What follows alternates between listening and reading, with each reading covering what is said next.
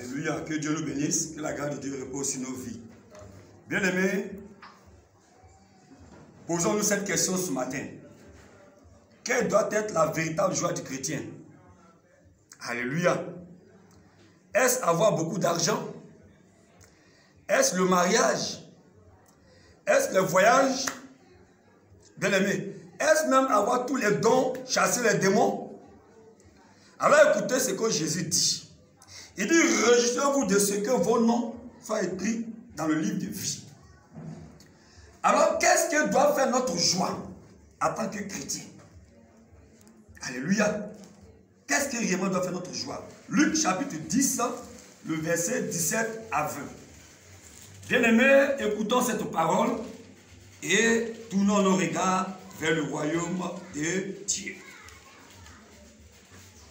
Verset 17, Luc chapitre 10. Les 70 revinrent avec joie. Alléluia.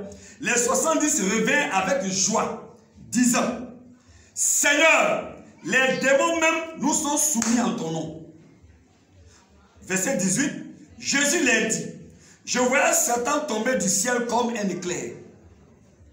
Voici, je vous ai donné le pouvoir de marcher sur les serpents et les scorpions et sur toute la puissance de l'ennemi et rien ne pourra vous nuire. Alléluia.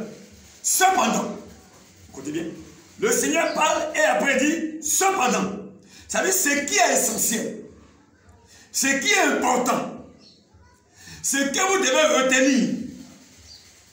Cependant, ne vous réjouissez pas de ce que les esprits vous sont soumis, mais réjouissez-vous de ce que vos noms sont écrits dans les cieux.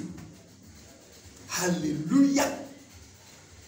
Lorsque nous sommes chrétiens, nous appartenons à Christ. Notre véritable joie, c'est que nos noms sont dans le livre de vie. Voici ce qui doit nous réjouir. Alléluia. Alors, si c'est ça l'objet de ma joie, je travaille donc à cela. C'est-à-dire que je travaille à mon salut. Je ne vis plus n'importe comment. Parce que quelque chose de glorieux m'attend. C'est ça qui fait ma joie. Ce n'est pas le fait que j'ai de l'argent. Tout le monde a l'argent. Aujourd'hui, quand ils voient les chrétiens, dès qu'ils ont de l'argent, ils sont, oui, j'ai l'argent. Non, tout le monde a l'argent. Les païens ont l'argent. Les pédés ont l'argent. Les lesbiennes ont l'argent. Les voleurs voyagent. Les homosexuels voyagent. Alléluia. Les mystiques voyagent. Ils font de grands voyages chaque jour. Pourquoi le voyage va me réjouir? Gloire à Jésus. Qui ne se marie pas? Les voleurs même se marient. Les gros païens se marient. Les fétichiers se marient. Les sorciers se marient. Mais est-ce que c'est ça qui doit faire ma joie?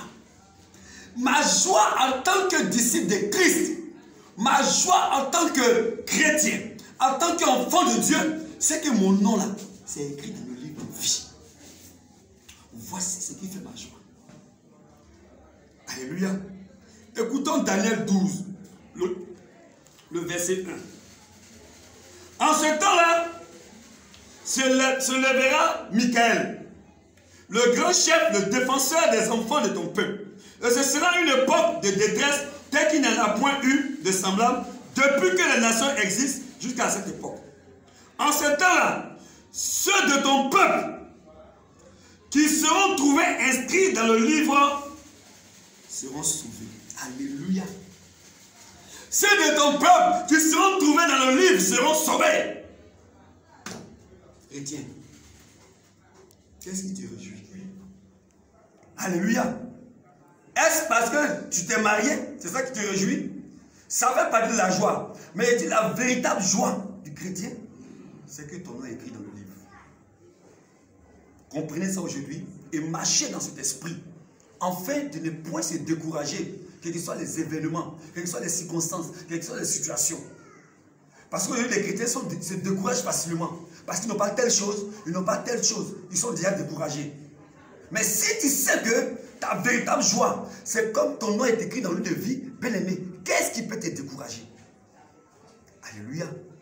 Que Dieu nous bénisse et que le Saint-Esprit fortifie son